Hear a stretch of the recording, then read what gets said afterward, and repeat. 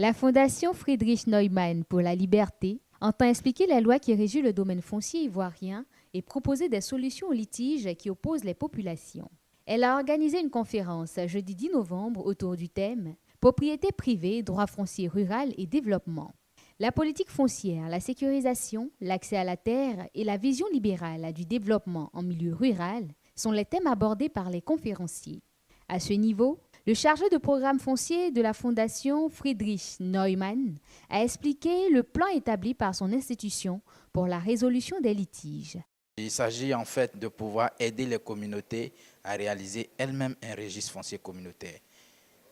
Qu'est-ce qu'on entend par registre? C'est de pouvoir identifier tous les détenteurs de droits coutumiers dans les villages et puis enregistrer les usagers et les espaces communautaires. Et tout cela sera associé à une délimitation des territoires des villages par levé au GPS portatif. Donc, pour pouvoir atteindre cet objectif, c'est vraiment une organisation des comités villageois de gestion foncière sur lesquels notre activité va reposer. On va les organiser par des formations, par exemple des règlements intérieurs qu'on va tester dans les différents villages. Donc nous sommes concrètement actuellement dans 2 villages de Guiglo et 2 villages de Saint-Fra.